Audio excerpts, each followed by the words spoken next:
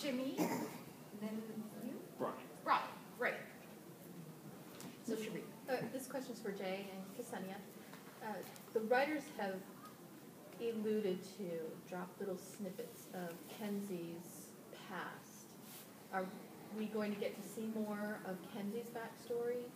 Oh, well, we have a lot of fun with Kenzi's backstory. She's much more complex than you see so far, so we love doing that. Every time she's in a situation where she has to perform some undercover operation, she usually gets to flash back to something she did in earlier days. So, I think she's pretty complex. I really hope that as we go on, we really delve more into her backstory, because it's just as crazy as she is, and I would love for the fans to be able to see where this girl came from, like who is she really, what made her who she is, and everything she had to deal with when she was living on the streets and with her stepdad and mafia connections, and it's just it's such a vibrant backstory that she has. So I would love to see more of it. There's a little thing in season 3, without giving anything away, where we use a Wizard of Oz sort of reference, and I love it. And it sort of talks about where she came from. Great, Jimmy. Hell's Kitchen, what? I should represent. Now, Kenzi, we were just talking about your background there. She's a survivor, and it seems like it will take anything to survive. In sort of relation to what I asked Kris, you think Kenzi could go down that dark road, and even though she's not Fae, but maybe work for the dark side against Bo eventually? I know they're like best friends, but become an informant. Would you like to see her again? The entertaining answer would be yeah, of course. Who knows? But I feel like the only thing that could even not get in the way of her and Bo, because I really feel like they're just attached. Earlier I said at the heart, not at the hip. They're attached at the heart. So it would have to take Earth, Wind, and Fire to take her away from Bo. But I think the fact that when Nate comes into her life, he kind of introduces this whole idea of you can have a normal life, and we can run away, and you could be happy, and I can make you happy. And I think that's just something, the seed has been planted, and I think it's only fair for Kenzi to think about that. I think it's only fair for her to have love and to be happy, and she's going to get older. No one's going to get older. She's going to get older in age, and what if she wants a kid, or what if she wants experience normal human things? It's something that I think she's kind of slowly maybe going to start to ponder. Great. Ryan. Yes. Can you touch upon some of the big contrasts that we can expect next season compared to the previous? Well, the only thing I could really say without giving too much away is you've seen a lot of the light side of the world they live in, and we want to show you a little more of the dark side. And that has an impact on pretty much everybody. Does it ever? Anna? Just one comment about the clothing before your shoes right now. Pretty hot, so I don't know. Did you steal those from one? No. But my question is for the actors. How do you guys feel your characters have evolved from season 1 until now?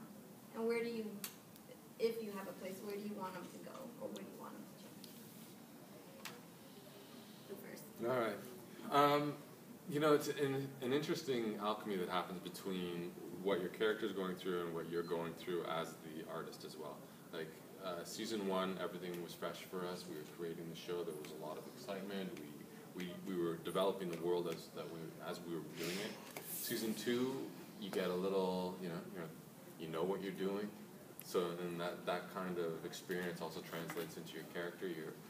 For Dyson, I was going through a lot of darker stuff. And in season 3, I think we really found our stride, and it's we really all, as artists, know what the show is about now, and we know our characters so well that the two sort of really run parallel lines of higher and higher experience and things that we can perform and bring to the show as well. So I'm really excited about season 3 and season 4. I think season 4 is going to be kicking ass. We got a fun spot.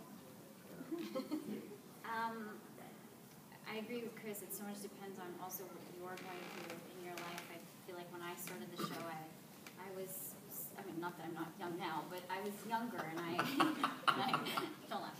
I was younger and I feel like Kenzi was really just like a kid off the streets, you know, pickpocketing, stealing, whatever she had to do just to survive, just to make it through the day. And when she met Bo, she met her family and she got a purpose in life, which I feel that she never really had before. And I think so ever since then she's just been maturing and growing and really, I feel, you know, becoming a warrior in her own right. So, and as for me, I've been maturing and I've been growing up. So I feel like she's really, you know, changing from a kid into a woman, and she's trying to find her place in this crazy world that she's in. And one thing that happens on a production level is the writers now get input from the actors as to what they think their character is, because Kenzi knows who Kenzi is, and Dyson knows who Dyson is because they've lived it. You know, so I think they have a. knows who Kenzi is, and Kris knows So who Kenzi is. We are not our characters. But they get, but they actually know themselves, and they know what they would do and what they would say, or what their character would say. Yeah. So they have more input with the writers, and that's a natural sort of growth of production. Next question. I'm Jim from TV Fanatic. I forgot to introduce myself. So I mentioned this to Jay in the back. How has it been working on a show that has had sexuality declaration? You know, Bo has a relationship with two different people, but it's never set up a situation of asking the question of sexual orientation. And I love that aspect, that it's about relationships with people. It's not about male or female. It's about basically hearts. Yeah. How's it been working on? Have you guys seen any kind of feedback from that, or seen any pushback? Well, I think it's pretty evident in just our fan base and who's enjoying the show. You know, we're not a gay show, we're not a bi show, we're not a straight show. We do touch on all these sort of different worlds without judgment or you know, sorry, what's the word I'm looking for? Mind freeze without judging. You know, it's like, thanks, bud. So yeah, and I think that is, you know, definitely one of the beauties of the show, and also one of the truths of relationships. You know, it's not about what sexual orientation you are; it's about how you love and if you can and how you do that. You know, I really like that about Lost Girl. You know, I was hoping for a few more threesomes myself this year. Next year, maybe next year. Great, next question. I'm sorry. I'm Angela, from O Entertainment, and you have a very big female fan base, and many of those females are so engrossed into the genre of dealing with books, with other types of stories, movies. I mean, do you guys gather a lot of your background and your future of the episodes from a lot of that genre that has already been out there dealing with the Fae, or is it something that you just go by? And I mean, do you guys personally look into it? I mean, with yourselves? Well, I think, you know, it's kind of like there's that old saying, there's no new stories, right? So yeah, we definitely pull from stuff that is already in the genre. I don't think you can really avoid that. As far as personal research, I mean, absolutely I researched I've read so many different books that deal with shifting and all kinds of different sci-fi and fantasy stuff that I had all kinds of different sort of little things that I could pull from for Dyson. As far as the show goes, I know we're constantly pulling. We have a big challenge for the writing department, because every episode we try to take a social issue or a relationship issue or an emotional issue, and we try to match it up with a mythological creature. And that's a really huge challenge. So that we had a creature who wanted to live off your feeling of shame.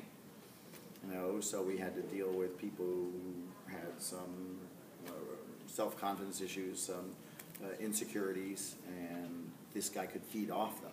So, and we did some father-son relationships, we did some best-friend relationships, and we've had creatures that have challenged those. So I think it's one of the special things about our show is we're actually not copying anybody else's things, because that matching of a social issue, a relationship issue, emotional issue with a creature, I don't think anybody's ever done that. Great. I'm sorry, I'm calling you Germany, but what's your name? My name is Adam. I'm sorry? Adam. Adam, okay, Adam. I was wondering, you're such a cult show, and when we introduced your show on our website, we compared it to Buffy, the Vampire Slayer. And I want to know what you think about those comparisons, because we had a heated debate in our community about that comparison, if it's valid or not. Is it to all of us? This is going to be mine? No, to all of you. I think you're the most qualified. Yeah, I have to be honest. I read the first couple chapters of the Buffy handbook at the beginning of this, and when I sat with the writers, the original concept, the very script was very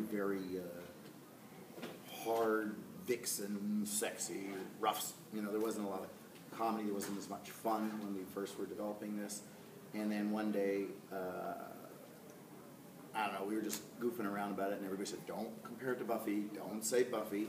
And even the writers have said to me, Jay, come on, that's a high hurdle for us to reach, you know.